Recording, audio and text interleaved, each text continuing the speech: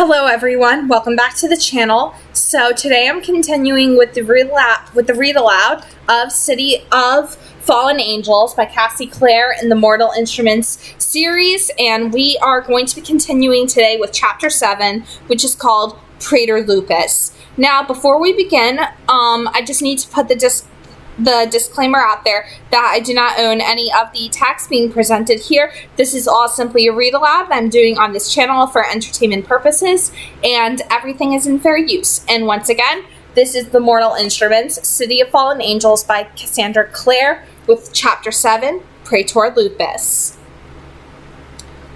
The bottle slid out of Simon's hand and crashed to the floor where it shattered, sending shards flying in all directions. Kyle's a werewolf? Of course he's a werewolf, you moron, said Jace. He looked at Kyle. Aren't you? Kyle said nothing. The relaxed good humor had gone out of his expression. His hazel eyes were hard and flat as glass. Who's asking? Jace moved away from the window. There was nothing overtly hostile in his demeanor, and yet everything about him implied a clear threat. His hands were loose at his sides, but Simon remembered the way he had seen Jace before explode into action with almost nothing, it seemed, between thought and response. Jace Lightwood, he said, of the New York Institute. What pack are you sworn to? Jesus, said Kyle. You're a shadow hunter? He looked at Simon. The cute red-headed girl who was with you in the garage? She's a shadow hunter too, isn't she?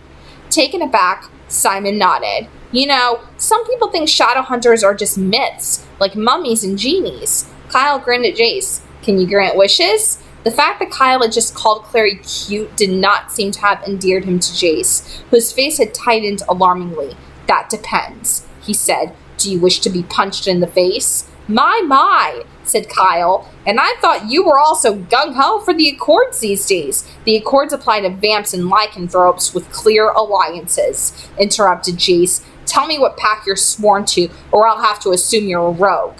All right, that's enough, Simon said. Both of you, stop acting like you're about to hit each other. He looked at Kyle. You should have told me you were a werewolf. I didn't notice you were telling me you're a vampire. Maybe I thought it was none of your business. Simon's whole body jerked with surprise. What? He glanced down at the shattered glass and blood on the floor.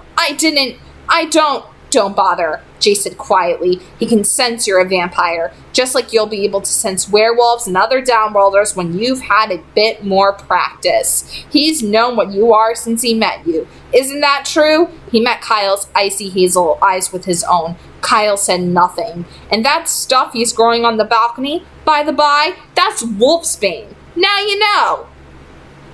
Simon crossed his arms over his chest and glared at Kyle. So what the hell is this? Some sort of setup? Why did you ask me to live with you? Werewolves hate vampires. I don't, said Kyle. I'm not too fond of their kind, though. He jabbed a finger at Jace. They think they're better than everyone else. No, said Jace. I think I'm better than everyone else. An opinion that has been backed up with ample evidence. Kyle looked at Simon. Does he always talk like this? Yes. Does anything shut him up other than getting the crap beaten out of him? Of course. Jace moved away from the window. I would love for you to try. Simon stepped between them. I'm not going to let you fight with each other.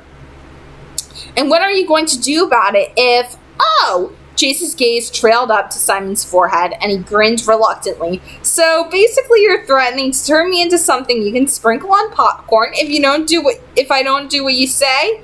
Kyle looked baffled. What are you? I just think you two should talk, Simon interrupted. So Kyle's a werewolf. I'm a vampire. And you're not exactly the boy next door either, he added to Jace. I say we figure out what's going on and proceed from there. Your trusting idiocy knows no bounds, Jace said, but he sat down on the windowsill, crossing his arms. After a moment, Kyle sat down too, on the futon couch. They both glared at each other. Still, Simon thought. Progress. Fine, Kyle said. I'm a werewolf. I'm not part of a pack, but I do have an alliance. Have you heard of the Praetor Lupus? I've heard of lupus, said Simon. Isn't that a kind of disease? Jace gave him a withering look. Lupus means wolf, he explained, and the Praetorians were an elite Roman military force, so I guess the translation is wolf guardians. He shrugged. I've run across mentions of them, but they're a pretty secretive organization. And the Shadowhunters aren't? Said Kyle. We have good reasons. So do we. Kyle leaned forward. The muscles in his arms flexed as he propped his elbows on his knees. There are two kinds of werewolves, he explained. The kind that are born werewolves with werewolf parents, and the kind that get infected with lycanthropy through a bite. Simon looked at him in surprise. He wouldn't have thought Kyle, slacker stoner bike messenger, would have known the word lycanthropy, much less how to pronounce it. But this was a very different Kyle. Focused, intent, and direct. For those of us who are turned by a bite, those first few years are key. The demon strain that causes lycanthropy causes a whole raft of other changes. Waves of uncontrollable aggression, inability to control rage, suicidal anger, and despair. The pack can help with that, but a lot of the newly infected aren't lucky enough to fall in with the pack. They're on their own, trying to deal with all this overwhelming stuff, and a lot of them turn violent, against others or against themselves. There's a high suicide rate and a high rate of domestic violence. He looked at Simon. The same goes for vampires, except it can be worse. An orphaned fledgling has literally no idea what's happened to it. With no guidance, it doesn't know how to feed safely or even stay out of sunlight. That's where we come in. And do what? Simon asked. We track down orphaned downworlders, vampires and werewolves who've just been turned and don't know what they are yet. Sometimes even warlocks. Some of them don't realize what they are for years. We intervene, try to get them into a pack or a clan, try to help them control their powers. Good Samaritans, aren't you? Jace's eyes glittered. We are, actually. Kyle sounded like he was trying to keep his voice neutral. We intervene before the new downworlder can get violent and hurt themselves or other people. I know what would have happened to me if it hadn't been for the guard. I've done bad things. Really bad. How bad? Asked Jace. Illegal bad? Shut up, Jace, said Simon. You're off duty, okay? Stop being a shadow hunter for a second. He turned to Kyle. So, how did you get up auditioning for my crappy band then? I didn't realize you knew it was crappy. Just answer the question. We got a report of a new vampire, a daylighter, living on his own, not with a clan. Your secret's not as secret as you think. Fledgling vampires without a clan to help them can be very dangerous. I got dispatched to keep an eye on you. So, what you're saying, said Simon, is not just that you don't want me to move out now that I know you're a werewolf, but that you won't let me move out? Right, said Kyle. I mean, you can move out, but I'll come with you. That's not necessary, said Jace. I can keep a perfectly good eye on Simon, thank you. He is my neophyte downworlder to mock and boss around, not yours. Shut up! Simon yelled. Both of you! Neither of you were around when someone tried to kill me earlier today. I was, said Jace. You know, eventually. Kyle's eyes shone like a wolf's eyes at night. Someone tried to kill you? What happened? Simon's gaze met Jace's across the room. A silent agreement not to mention the mark of Cain passed between them. 2 days ago and today, I was followed and attacked by some guys in gray tracksuits. Humans? We're not sure. And you have no idea what they want with you? They definitely want me dead, said Simon. Beyond that, I don't really know. No. We have some leads, said Jace. We'll be investigating. Kyle shook his head. Fine. Whatever it is you're not telling me, I'll find out eventually. He got to his feet. And now, I'm beat. I'm going to sleep. I'll see you in the morning, he said to Simon. You? He said to Jace. Well, I guess I'll see you around. You're the first shadow hunter I've ever met. That's too bad, said Jace, since all the ones you meet from now on will be a terrible letdown. Kyle rolled his eyes and left, banging his bedroom door shut behind him. Simon looked at Jace. You're not going back to the Institute, he said. Are you? Jace shook his head. You need protecting. Who knows when someone might try to kill you again? This avoiding Cleary thing of yours has truly taken an epic turn, Simon said, standing up. Are you ever going home? Jace looked at him. Are you? Simon stalked into the kitchen, retrieved a broom, and swept up the broken glass from the smashed bottle. It had been his last. He dumped the shards into the trash and walked past Jason to his own small bedroom, where he stripped off his jacket and shoes and flung himself down onto the mattress. A moment later, Jace came into the room. He looked around, his light eyebrows raised, his expression a mask of amusement. Quite a space you've got here. Minimalist. I like it. Simon rolled onto his side and stared at Jason in disbelief. Please tell me you're not actually planning on staying in my room.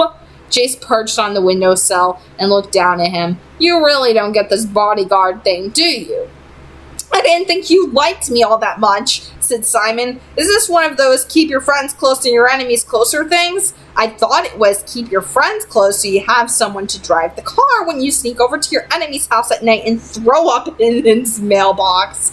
I'm pretty sure that's not it. And this protecting me thing is less touching than creepy. Just so you know, I'm fine. You've seen what happens if someone tries to hurt me. Yes, I have, said Jace. But eventually, the person who's trying to kill you is going to figure out about the mark of Cain. And then they're either going to give up or find some other way to combat you. He leaned against the window frame, and that's why I'm here. Despite his exasperation, Simon could find no holes in his argument, or at least not one big enough to bother with. He rolled onto his stomach and buried his face in his arms. Within minutes, he was asleep. He was walking through the desert, over burning sands, past bones, whitening in the sun. He had never been so thirsty. When he swallowed, his mouth felt as if it were coated with sand, his throat lined with knives. The sharp buzzing of his cell phone woke Simon. He rolled over and clawed tiredly at his jacket. By the time he'd pried the cell phone loose from the pocket, it had stopped ringing. He turned it over and looked to see who had called. It was Luke. Crap! I bet my mom called Clary's house looking for me, he thought, sitting up. His brain was still fuzzy from sleep. And it took a moment for him to remember that when he had fallen asleep in this room, he hadn't been alone. He looked quickly toward the window. Jace was still there, but he was clearly asleep, sitting up, his head leaning against the window glass. Pale blue dawn light filtered past him. He looked very young like that, Jace thought. No mockery in his expression, no defensiveness or sarcasm. It was almost possible to imagine what Clary saw in him. It was pretty clear he wasn't taking his bodyguard duties all that seriously, but that had been obvious from the beginning. Simon wondered, not for the first time, what the hell was going on between Clary and Jace. The phone started buzzing again. Propelling himself to his feet, Simon padded into the living room, pressing the talk button just before the call went to voicemail again. Luke? Sorry to wake you up, Simon. Luke was, as always, unfailingly polite. I was awake anyway, Simon lied. I need you to meet me in Washington Square Park in half an hour, said Luke, at the fountain. Now Simon was seriously alarmed. Is everything okay? Is Clary all right? She's fine. This isn't about her. There was a rumbling sound in the background. Simon guessed that Luke was starting up his truck. Just meet me in the park, and don't bring anyone with you. He clicked off. The sound of Luke's truck pulling out of the driveway woke Clary out of uneasy dreams. She sat up and winced. The chain around her neck had gotten caught in her hair while she slept, and she drew it over her head, carefully pulling it free of the tangles. She dropped the ring into her palm, the chain pooling around it. The little silver circlet, stamped with its patterns of stars, seemed to wink up at her mockingly. She remembered when Jace had given it to her, wrapped in the note he'd left behind when he'd gone off to hunt down Jonathan. Despite everything, I can't bear the thought of this ring being lost forever, any more than I can bear the thought of leaving you forever. That had been almost 2 months ago. She had been sure that he loved her, so sure that the Queen of the Seelie Court had not been able to tempt her. How could there be anything else she wanted when she had Jace? But maybe you never really had someone, she thought now. Maybe no matter how much you loved them, they could slip through your fingers like water, and there was nothing you could do about it. She understood why people talked about hearts breaking. She felt as if hers were made of cracked glass, and the shards were like tiny knives inside her chest when she breathed. Imagine your life without him, the Seelie Queen had said. The phone rang, and for a moment Clary felt only relieved that something, anything, had cut through her misery. Her second thought was, Jace! Maybe he couldn't reach her on her cell phone and was calling her house. She dropped the ring on her bedside table and reached to lift the receiver out of its cradle. She was about to voice a greeting when she realized that the phone had already been picked up by her mother. Hello? Her mother sounded anxious and surprisingly awake for so early in the morning. The voice that answered was unfamiliar, faintly accented. This is Katerina from Beth Israel Hospital. I'm looking for Jocelyn. Clary froze. The hospital? Had something happened? Maybe to Luke? He had pulled out of the driveway awfully fast. This is Jocelyn. Her mother didn't sound frightened, but rather as if she'd expected the call. Thank you for calling me back so soon. Of course, I was glad to hear from you. You don't often see people recover from a curse like the one you were suffering from, right? Clary thought. Her mother had been in Beth Israel, comatose from the effects of the potion she'd taken to prevent Valentine from interrogating her, and any friend of Magnus Bane's is a friend of mine. Jocelyn sounded strained. Did my message make sense? You knew what I was talking about? You wanted to know about the child, said the woman on the other end of the line. Clary knew she ought to hang up, but she couldn't. What child? What was going on? The one who was abandoned. There was a catch in Jocelyn's voice. Yes, I thought, I'm sorry to say this, but he's dead. He died last night. For a moment, Jocelyn was silent. Clary could feel her mother's shock through the phone line. Died? How? I'm not sure I understand it myself. The priest came last night to baptize the child, and, oh my God! Jocelyn's voice shook. Can I please come down and look at the body? There was a long silence. Finally, the nurse said, I'm not sure about that. The body's in the morgue now, awaiting transfer to the medical examiner's office. Katerina, I think I know what happened to the boy. Jocelyn sounded breathless. And if I could confirm it, maybe I could prevent it from happening again. Jocelyn, I'm coming down, Clary's mother said, and hung up the phone. Clary gazed blankly at the receiver for a moment before hanging up herself. She scrambled to her feet, ran a brush through her hair, tossed on jeans and a sweater, and was out her bedroom door just in time to catch her mother in the living room, scribbling a note on the pad of paper by the telephone. She looked up as Clary came in and gave a guilty stare. I was just running out, she said. A few last-minute wedding things have come up, and don't bother lying to me, Clary said without preamble. I was listening on the phone, and I know exactly where you're going. Jocelyn paled. Slowly she set her pen down. Clary, you have to stop trying to protect me, Clary said. I bet you didn't say anything to Luke either about calling the hospital. Jocelyn pushed her hair back nervously. It seems unfair on him, with the wedding coming up and everything. Right, the wedding. You're having a wedding. And why is that? Because you're getting married. Don't you think it's time you start trusting Luke and trusting me? I do trust you, Jocelyn said softly. In that case, you won't mind me coming with you to the hospital. Clary, I know what you think. You think this is just like what happened to Jonathan. You think maybe someone's out there doing to babies what Valentine did to my brother. Jocelyn's voice shook slightly. Valentine's dead, but there are others who were in the circle who have never been caught, and they never found Jonathan's body. It wasn't something Clary liked to think about. Besides, Isabel had been there and had always been adamant that Jace had severed Sebastian's spine with the blade of a dagger, and that Jonathan had been quite dead as a result. She had gone down into the water and checked, she'd said. There had been no pulse, no heartbeat. Mom, Clary said, he was my brother. I have a right to come with you. Very slowly, Jocelyn nodded. You're right. I suppose you do. She reached for her purse where it hung on a peg by the door. Well, come on. Come on then and get your coat. The weather forecast says it might rain. Washington Square Park in the early morning was mostly deserted. The air was crisp and morning clean, the leaves already thickly covering the pavement in sheets of red, gold, and dark green. Simon kicked them aside as he made his way under the stone archway at the north end of the park. There were a few other people around, a couple of homeless men sleeping on benches, wrapped in sleeping bags or threadbare blankets, and some guys in green sanitation uniforms emptying the trash cans. There was a guy pushing a cart through the park, selling donuts and coffee and pre-sliced bagels. And in the corner of the park, by the big circular fountain, was Luke. He was wearing a green zip-up windbreaker and waved when he saw Simon. Simon waved back a little tentatively. He still wasn't sure he wasn't in some kind of trouble. Luke's expression, as Simon drew closer, only intensified Simon's foreboding. Luke looked tired and more than a little stressed out. His gaze, as it fell on Simon, was full of concern. Simon, he said, thanks for coming. Sure. Simon wasn't cold, but he stuck his hands into the pockets of his jacket anyway, just to give them something to do. What's wrong? I didn't say anything was wrong. You wouldn't drag me out here at the crack of dawn if nothing was wrong, Simon pointed out. If it isn't about Clary, then yesterday in the bridal shop, Luke said, you asked me about someone. Camille.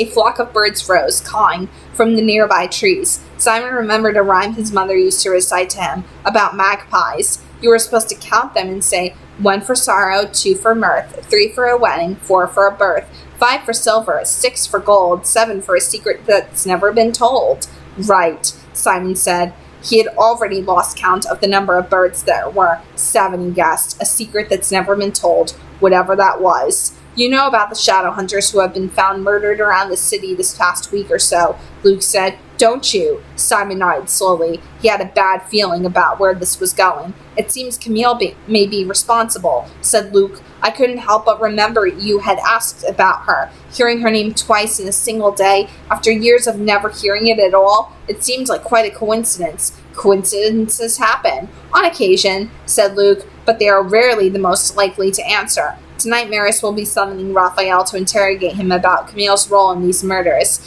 If it comes out that you knew something about Camille, that you've had contact with her, I don't want you to be blindsided, Simon. That makes 2 of us. Simon's head had started pounding again. Were vampires even supposed to get headaches? He couldn't remember the last time he'd had one, before the events of these past few days. I met Camille, he said, about 4 days ago. I thought I was being summoned by Raphael, but it turned out to be her. She offered to make me a deal. If I came to work for her, she'd make me the second most important vampire in the city. Why did she want you to work for her? Luke's tone was neutral. She knows about my mark, Simon said. She said Raphael betrayed her and she could use me to get back control of the clan. I got the feeling she wasn't normally fond of Raphael. That's very curious, said Luke. The story I've heard is that Camille took an indefinite leave of absence from the heading up the clan about a year ago and made Raphael her temporary successor. If she chose him to lead her in her place, why would she move against him? Simon shrugged. I don't know. I'm just telling you what she said. Why didn't you tell us about her, Simon? Luke said very quietly. She told me not to. Simon realized how stupid this sounded. I've never met a vampire like her before, he added. Just Raphael and the others at the Dumont. It's hard to explain what she was like. Everything she said, you wanted to believe. Everything she asked you to do, you wanted to do. I wanted to please her, even though I knew she was just messing around with me. The man with the coffee and donut cart was passing it by again. Luke bought coffee and a bagel and sat down on the edge of the fountain. After a moment, Simon joined him. The man who gave me Camille's name called her the Ancient One, Luke said. She is, I think, one of the very, very old vampires of this world. I imagine she would make most people feel fairly small. She made me feel like a bug, Simon said. She did promise that if in 5 days I didn't want to work for her, she'd never bother me again. So I told her I'd think about it. And have you thought about it? If she's killing shadow hunters, I don't want anything to do with her, said Simon. I can tell you that much. I'm sure Maris will be relieved to hear it. Now you're just being sarcastic. I am not, said Luke, looking very seriously. It was at moments like these that Simon could put aside his memories of Luke, Clary's sort of stepfather, the guy who was always around, who was always willing to give you a ride home from school or lend you $10 for a book or a movie ticket. And remember that Luke led the biggest wolf pack in the city, that he was someone to whom at critical times the whole clave had listened. You forget what you are, Simon. You forget the power you have. I wish I could forget it, Simon said bitterly. I wish if I didn't use it, it would just go away. Luke shook his head. Power is a magnet. It draws those who desire it. Camille is one of them, but there will be others. We've been lucky in a way that it's taken this long. He looked at Simon. Do you think that if she summons you again, you could get word to me or to the conclave letting us know where to find her? Yes, Simon said slowly. She gave me a way to contact her, but it's not like she's going to show up if I blow a magic whistle. Last time she wanted to talk to me, she had her minions surprise me and then bring me to her. So just having people hang around with me while I try to contact her isn't going to work. Otherwise, you'll get her subjugates, but you won't get her. Luke looked considering. We'll have to think of something clever then. Better think fast. She said she'd give me 5 days. So that means by tomorrow she's going to expect some kind of signal from me. I imagine she will, said Luke. In fact, I'm counting on it.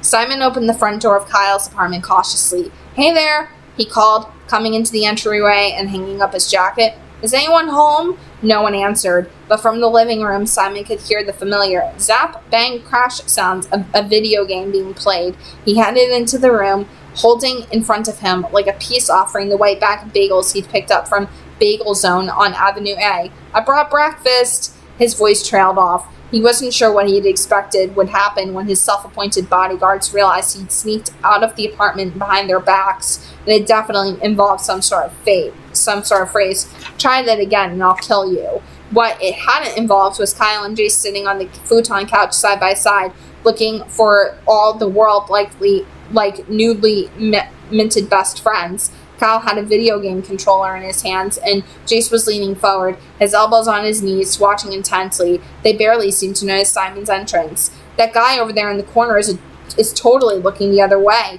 Jace observed, pointing at the TV screen. A spinning wheel kick would put him out of commission. I can't kick people in this game. I can only shoot them. See? Kyle mashed some buttons. That's stupid. Jace looked over and seemed to see Simon for the first time. Back from your breakfast meeting, I see, he said without much welcome in his tone. I bet you thought you were very clever sneaking off like that. Medium clever, Simon acknowledged. Like a cross between George Clooney in Ocean's 11 and those Mythbusters guys. But you know, better looking. I'm always so glad I have no idea what you're vacantly chattering about, said Jace. It fills me with a sense of peace and well-being.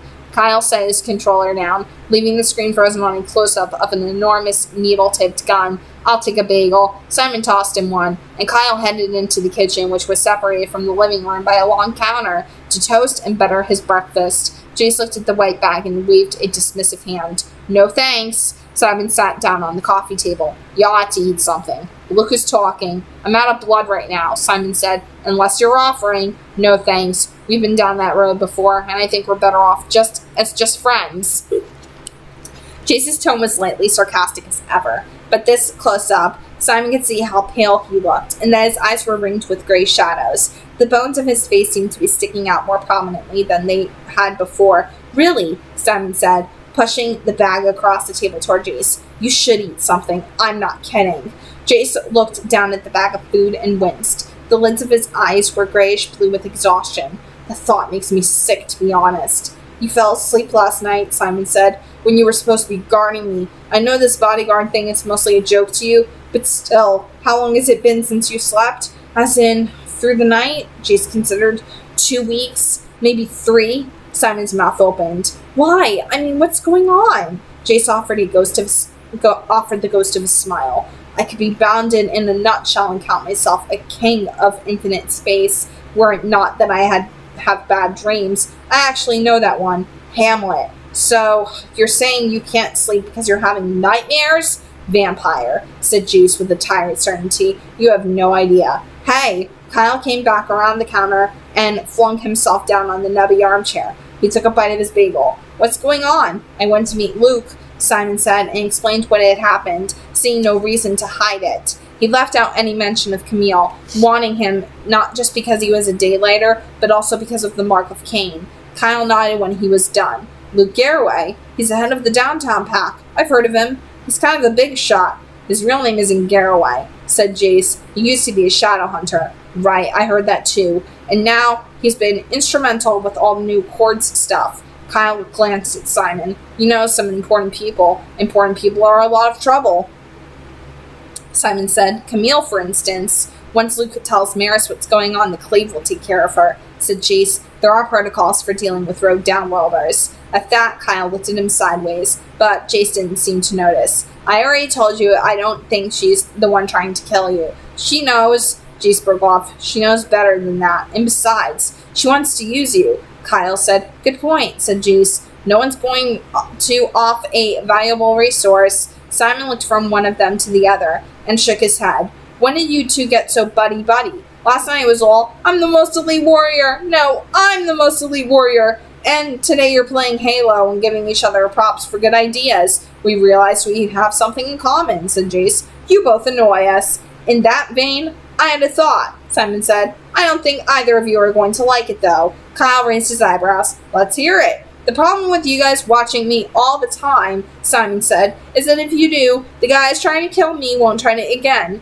And if they don't try it again, then we won't know who they are. And plus, you'll have to watch me all the time. And I assume you have other things you'd rather be doing. Well, he added in Jace's direction, possibly you don't. So, said Kyle, what's your suggestion? We lure them out, Get them to attack again. Try to capture one of them and find out who sent them. If I recall, said Jace, I had this idea the other day, and you didn't like it much. I was tired, Simon said, but now I've been thinking. And so far, in my experience with evildoers, they don't go away just because you ignore them. They keep on coming in different ways. So either I make these guys come to me, or I spend forever waiting for them to attack again. I'm in, Jace said, though Kyle still looked dubious. So, do you just want to go out and wander around until they show up again? I thought I'd make it easy for them. Show up somewhere everyone knows I'm supposed to be. You mean, said Kyle. Simon pointed to the flyer taped to the fridge. Millennium Lint, October 16th.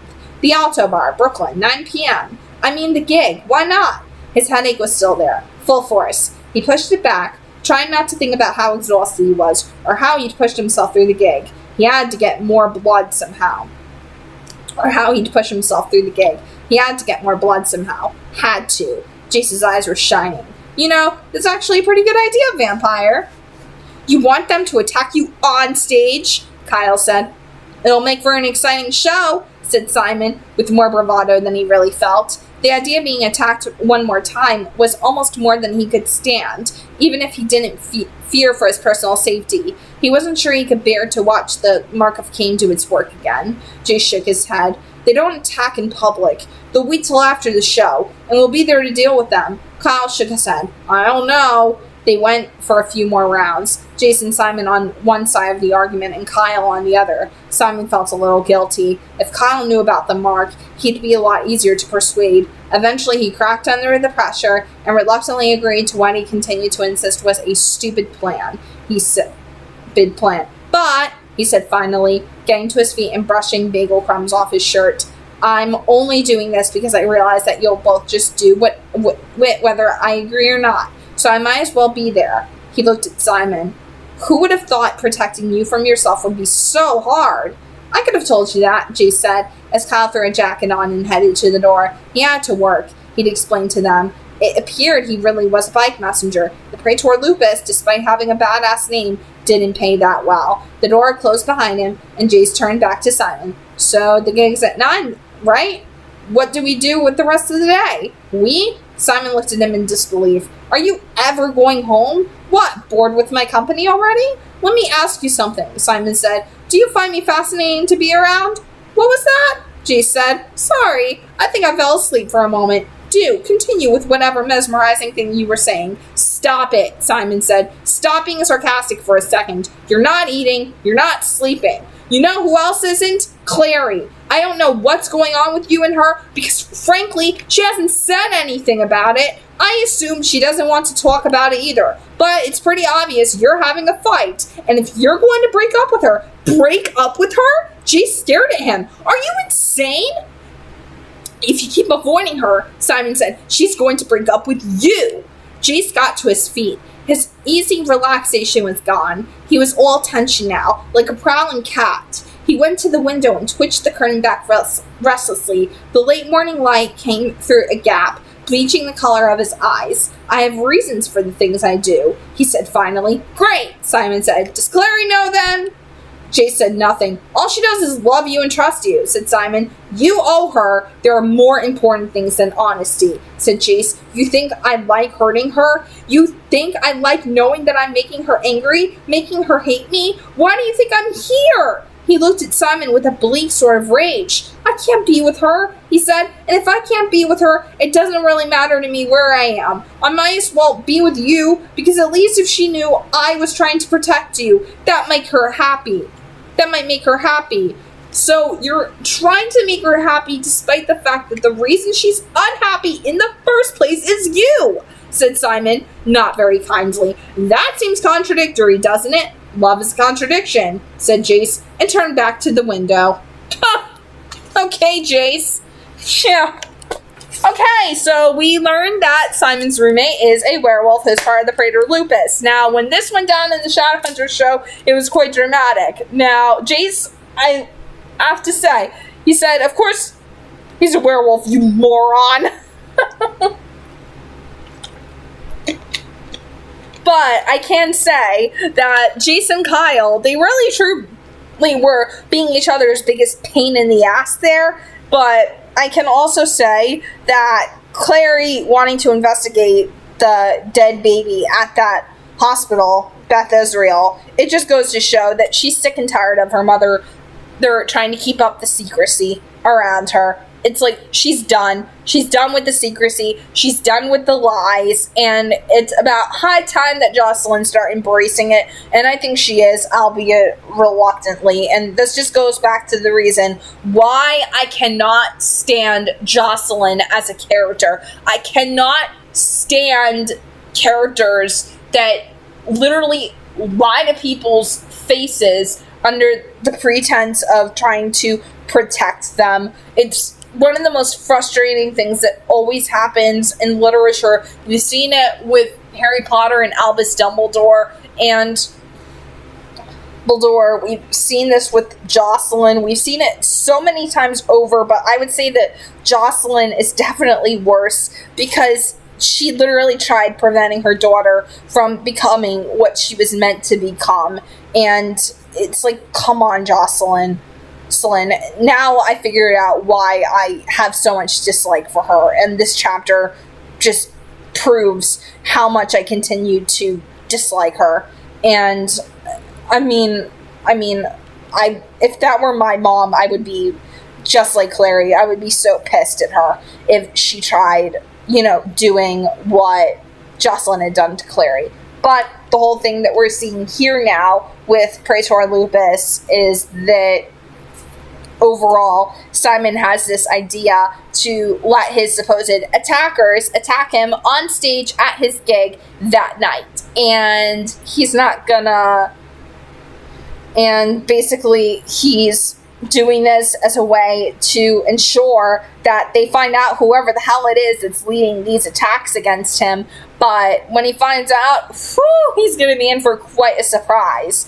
But the whole thing that we know is that now they have to somehow find this way to contact Camille and tell her, you're breaking the accords. You've killed all these shadow hunters that are popping up out of nowhere in these abandoned factories, scorched alive, and they have to figure out why the hell she's doing this. And of course, I know why she's doing it, but I'm not going to reveal anything yet because I still have to read the rest of the book to rediscover it along with you guys, more or less. But I already know what's going to happen in the next chapter, and that's chapter 8, which is called Walk in Darkness. And obviously, this is going to soon enough move into part 2 of this book, or as you could put it, book 2. And obviously, with this book being the shortest book in the entire saga, I can say that this is definitely one of the better written ones in the saga, right up there with City of Glass. I definitely can say that City of Glass and City of Fallen Angels are 2 of my absolute favorite books in the Mortal Instruments series.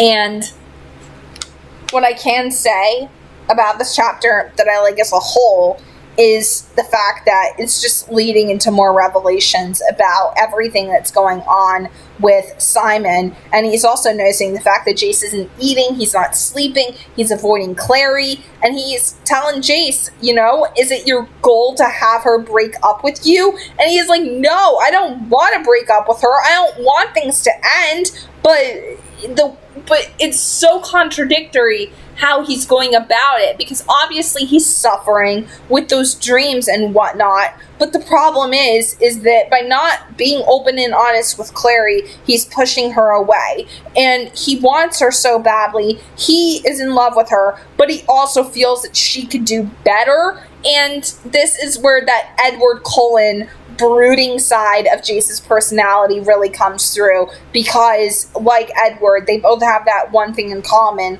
where they internalize all of their suffering until it finally comes to the surface, and they end up not being able to know what to do with themselves, and they're just flooded in this sense of self-hatred. It's like Jace is 2 different characters combined into one, Draco Malfoy and Edward Cullen. Because, let's be honest, if Draco Malfoy were in Gryffindor, it would be beat Jace Herondale for, like, no doubt at all whatsoever, because you see the influences of Harry Potter in this series, particularly with Draco's character, the arrogance, the pompousness, the fact that both he and Jace are blonde, the fact that they have fathers that put such high expectations on the both of them, and Clary really is Hermione in that very annoying kind of sense where she just seems to know things that she shouldn't know immediately, and she's the creator, and her rune ability just annoys me to no end, kind of like how Hermione just knowing everything and seeming to be like the know-it-all of her group of friends just drives me absolutely crazy. And Hermione and Clary, I can say it, they're both equally annoying in their own ways, but I would say that Hermione is a lot more annoying than Clary. That's what I can say. Clary, you are not as annoying as Hermione. That's all I can say. And Jace, you are much more pompous and much more arrogant than Draco Malfoy will ever be. That's all I can say about that, personally. And we keep seeing that happen in this chapter again and again and again and again. But overall, Chapter 8 is where things are going to become a little bit more exciting for us as we meet one of my absolute favorite characters in the Mortal Instruments, Katarina Loss, who is one of my all-time favorite minor characters in the world of the Mortal Instruments. I love Katarina. Like, you're going to see why I love the character so much when we get to Chapter 8. But overall, that's it for today. Be sure to leave comments down below and join the discussion of the book, and also be sure to leave a like. And also, if you're brand new, be sure to subscribe to the channel. And that's it for today. God bless. Happy viewing. Have a nice day, everyone. See ya!